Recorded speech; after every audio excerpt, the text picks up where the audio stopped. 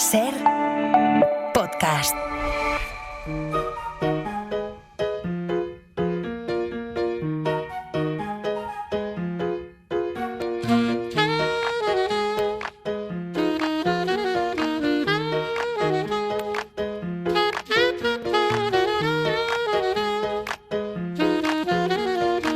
Coordenada 25, con Aimar Bretos.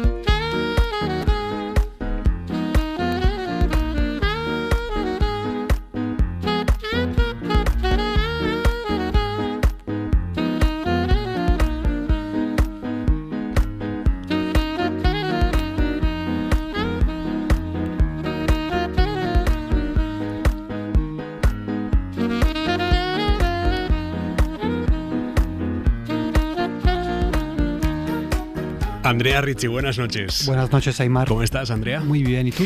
Bien, estupendamente. Más teniéndote aquí para fijar una nueva coordenada. Hoy queremos quieres centrarte en el primer aniversario de la victoria electoral de Donald Trump. Este primer año de su segundo gobierno ha sido absolutamente disruptivo en todos los ámbitos, también en de la política exterior. De hecho, acaba de terminar ahora mismo una reunión en la Casa Blanca entre Trump y el nuevo presidente sirio. Es que esto tiene su morbo, porque este señor fue en su día líder de una organización yihadista, estuvo en prisiones estadounidenses por yihadismo y ahora está sentado en la Casa Blanca con Donald Trump. Efectivamente, es un símbolo de las vueltas de la historia y también de una manera de ejercer la política de Trump que es absolutamente sorpresiva, a veces no muy caracterizada por la coherencia. Este señor, el presidente de Siria, efectivamente fue un yihadista, fue lugarteniente de al-Baghdadi, que precisamente Trump cazó con una operación bastante sonada y bueno, pues la historia da vueltas y ahora ha querido recibirle claramente porque está tratando de reordenar el tablero.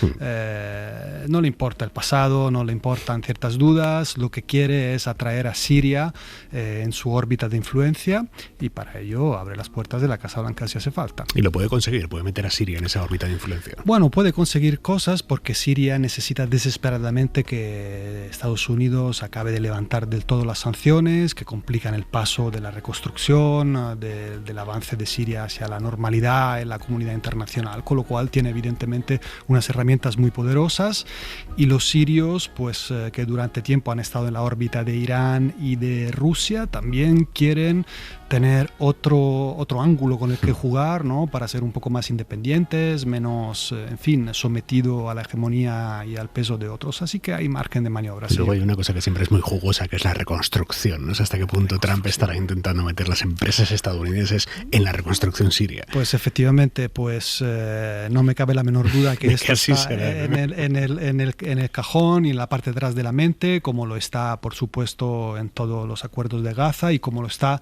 en otro lugar en el que acabo de estar, por ejemplo, no en términos de reconstrucción, pero sí de negocios. Acabo de estar trabajando unos días en Armenia y bueno, pues tal vez los oyentes recordarán que en agosto Trump facilitó, digamos, el camino de paz entre Armenia y Azerbaiyán.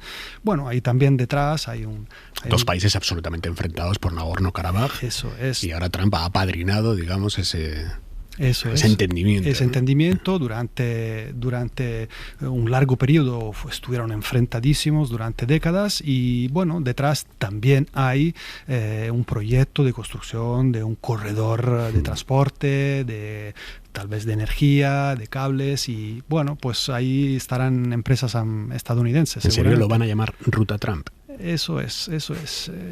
Sí. La megalomanía suele tener escasos límites. ¿Qué has visto allí?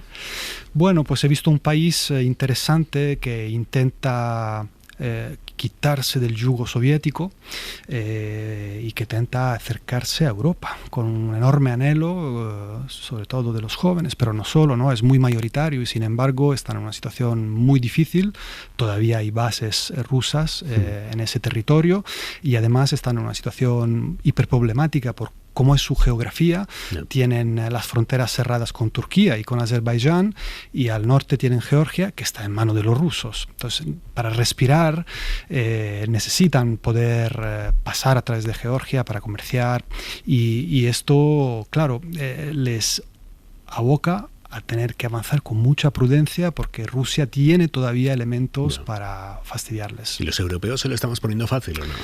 Los europeos, esto es muy interesante, ¿sabes, Aimar? Porque los europeos trabajamos bastante seriamente, y yo ahí también tuve reuniones con representantes de la Unión Europea y hacemos muchas cosas, incluso estamos patrullando la frontera entre Armenia y Azerbaiyán. Lo que pasa es que nos falta el hard power, el poder duro, y entonces pese a tanto trabajo, inversiones, etcétera, luego vienen los del poder duro, apadrinan un proceso de paz, van a poner sus empresas en el famoso corredor, además del nombre, las empresas, y esto es como va la historia.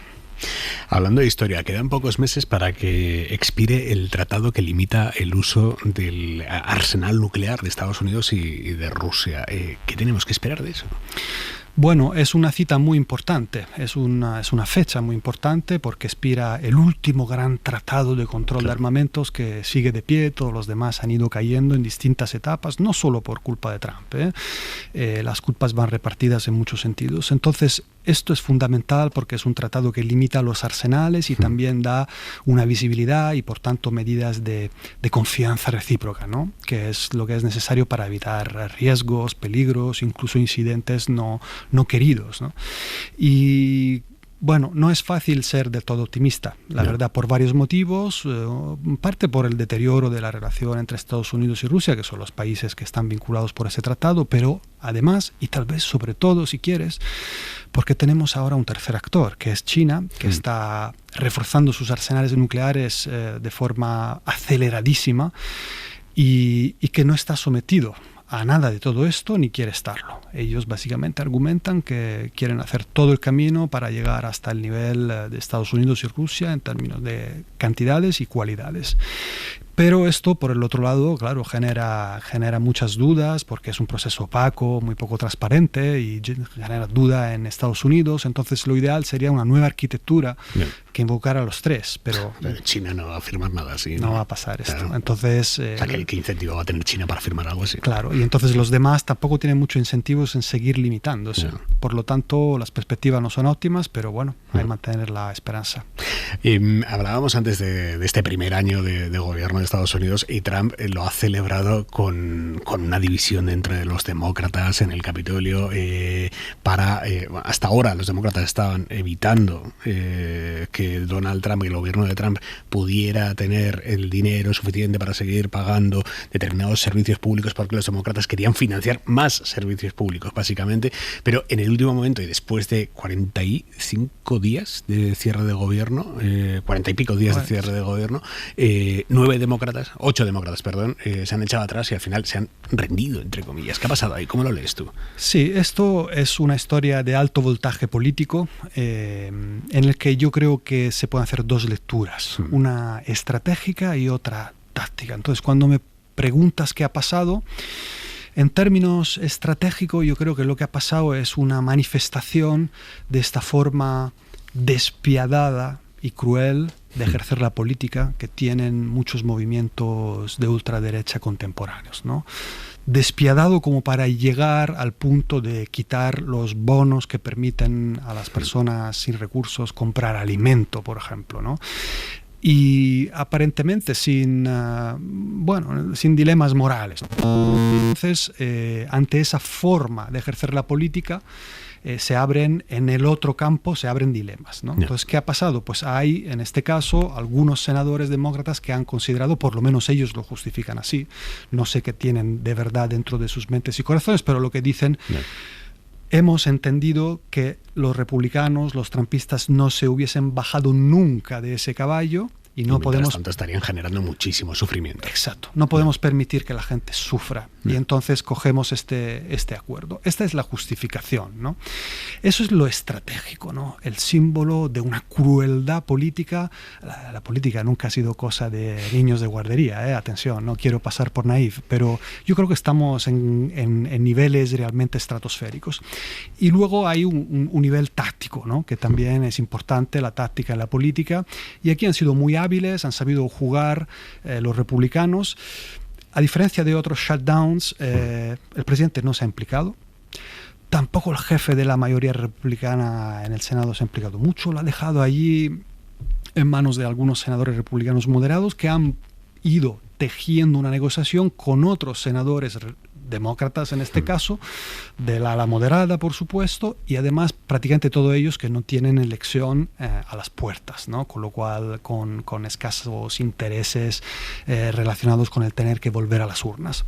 Y con ellos han fraguado este acuerdo. Claro, lo que pasa es que el Partido Demócrata estaba aguantando este pulso para conseguir un bien mayor, digamos, y si a los 40 días algunos de tus miembros se bajan, primero estás permitiendo que quede absolutamente instalado el relato de que han sido los demócratas los que han mantenido este bloqueo hasta que han decidido dejar de mantenerlo. Y segundo, es que no ha compensado.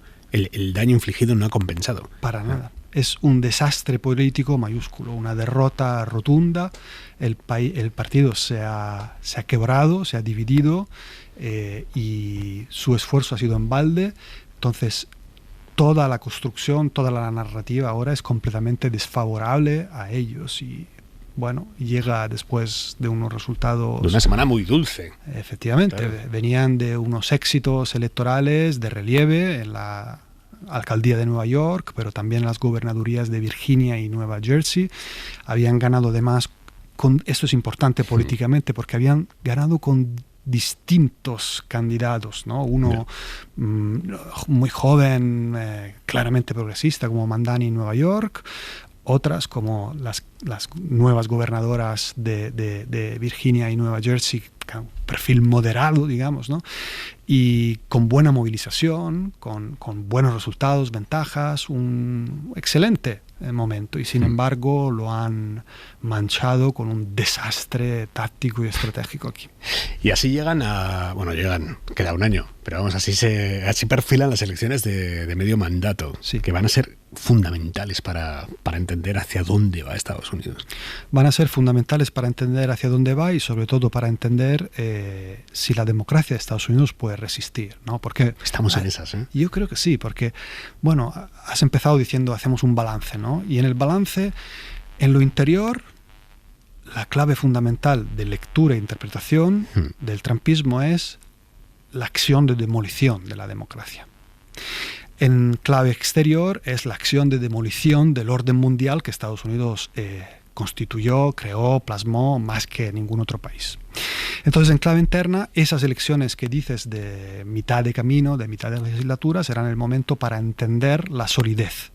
Y yo no tengo ninguna duda de que se acelerará en este año que queda, pues ese mecanismo que ya el trumpismo ha puesto en marcha, de lo cual ya tenemos los síntomas de deterioro y debilitamiento de la pulcritud democrática, con distintas acciones antes de las elecciones, durante y también después de ellas. ¿Qué tipo de acciones? ¿En qué estás pensando? Sí.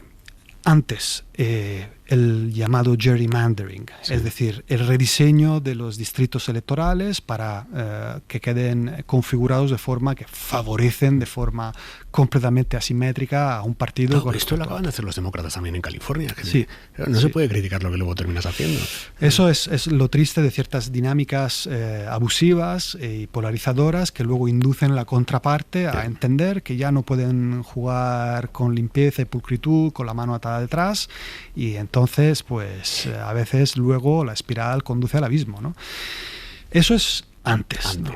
Durante, la limitación de la capacidad de acceso al voto, ¿no? De distinta manera, con normas con respecto a la documentación requerida, con presencias de fuerzas de seguridad o militares que puedan inhibir pues que salgan a votar personas que se sienten incómodas en una situación de control paramilitar, ¿no? Y también con triquiñuelas, ¿no? Con la reducción del número de colegios, para que se formen enormes colas en los distritos urbanos. En cambio, en los periféricos ahí nunca hay un problema, ¿no? Todo esto también... dificultar la democracia. Dificultar la democracia, y luego todo esto en un contexto tremendo de revancha que va a golpear a todos aquellos que han sido en algún momento de su historia personal críticos con el trumpismo, golpear a uno para educar a 100, como decían los fascistas en Italia, y infundir el miedo, tratar de evitar que haya movilizaciones, tratar de evitar que se rompa, ¿no?, esa dinámica casi esotérica, ¿no?, del mundo digital, y que se manifieste en la vida real una resistencia por la vía del miedo. Hombre, ¿no?, por la vía de desplegar la Guardia Nacional en las calles de las ciudades críticas. Claro, de desplegar o de pues enjuiciar a alguien, etcétera, etcétera, etcétera, ¿no? Y que entonces otros se inhiban a la hora de hablar, de movilizar o de movilizarse. Por cierto, la clave del miedo, ¿cómo puede afectar al voto latino? Que esto, Trump consiguió darle la vuelta en las últimas elecciones al voto latino masculino, que le terminó apoyando, claro, y en un año de redadas, de opresión a la población latina, ¿esto va a retornar a ser mayoritariamente demócrata o es mucho decir? Eso es muy interesante, porque efectivamente en estas elecciones que se han celebrado la semana pasada, los estudios sociológicos ya están claramente apuntando a que ha habido un movimiento del péndulo de regreso hacia posiciones más tradicionales, y la comunidad latinoamericana, estadounidense, ha vuelto bastante al redil demócrata con respecto a lo que pasó en las presidenciales. Y esto claramente está vinculado a lo que decías, ¿no?, este régimen de terror, ¿no?, de terror contra los inmigrantes sin los papeles y los documentos, que evidentemente ha indignado y ha hecho movilizarse a muchos, ¿no? Entonces, eso es un factor. Habrá que ver en la balanza si pesa más este movimiento dentro de la comunidad latinoamericana o la satisfacción de tantos que ven en la cuestión de la inmigración ilegal como una cuestión civilizatoria, una cuestión existencial, ¿no? Porque se ha cristalizado esta idea, este es el gran espejismo de las ultraderechas, y ellos están encantados con que Trump ha logrado, por la vía de esos mecanismos de puro terror, interno o externo, recordemos la deportación de gente sin apenas trámites legales a cárceles horrorosas en El Salvador. De países que no han pisado en su vida. Países que no han pisado en su vida, etcétera. Satisface a muchos, ¿no? Y entonces hay que ver el balance final, ¿no? Richie, ¿qué libro nos recomiendas hoy? Sí, querría recomendar un libro de Umberto Eco, que está traducido en España bien como El fascismo eterno, o también como Contra el fascismo. Y es un libro que yo creo que es fundamental, porque estamos reflexionando hoy juntos sobre el trumpismo, y yo debo decir que he llegado a la conclusión desde hace un tiempo que el trumpismo y otras formas de ultraderechismo son una reencarnación del fascismo eterno del que hablaba Eco. Eco decía que el fascismo nunca fue un dogma estricto, rígido, como sí lo fue el nazismo. Fue más bien una nebulosa de ideas, ¿no? Y escribió una conferencia que precisamente pronunció en Estados Unidos en el año 95, y luego con esa conferencia se ha cuajado y plasmado este libro que está publicado en muchas lenguas, entre ellas la lengua española. Y en ella quiero contarte que va soltando varios elementos que a su juicio son los síntomas de este fascismo eterno que nunca muere, que se reencarna. Te voy a decir algunos, te voy a decir, y a ver qué te parece y a ver qué les parece a los oyentes. 1. Culto a la tradición. 2. Rechazo al modernismo. 3. Que el desacuerdo es traición. 4. Miedo a la diferencia. 5. Apelación a las clases medias frustradas. 6. Obsesión con el complot. 7. Machismo. 8. Una neolengua que utiliza un léxico pobre para inhibir el entendimiento de la complejidad de la realidad. Bueno, 8 puntos. El diagnóstico es perfecto respecto a lo que tenemos hoy. Año 1995, Umberto Eco, un señor bastante culto. Y me gustaría señalar cómo termina esta conferencia y este libro. Eco dice que la libertad y la liberación son tareas que no terminan nunca. Y en esa conferencia recuerda, asimismo de niño, ver a los partigiani entrar en su pueblo después de la lucha de liberación, aquella de los años 40. Y recuerda que tenían distintos pañuelos. Eran, claro, pañuelos de distintos colores políticos, porque en aquel antifascismo estaban las brigadas comunistas, las democristianas, las liberales, y bueno, creo que, como él dice, la liberación es una tarea que no termina nunca. El fascismo se reencarna, pero en el fondo siempre es el mismo, y que la tarea de resistir ante ella, ante él, mejor dicho, hay que hacerla juntos, y que los antifascismos no pueden ser excluyentes, tienen que ser inclusivos, no pueden ser polarizantes, tienen que ser frentes amplios que defienden los valores esenciales. En ellas estamos, no olvidemos. Humberto Eco contra el fascismo, o también titulado El fascismo eterno. El fascismo externo. Mil gracias, Andrea. Gracias a ti, Aimar. Un abrazo. Para no perderte ningún episodio, síguenos en la aplicación o la web de la SER, Podium Podcast o tu plataforma de audio favorita.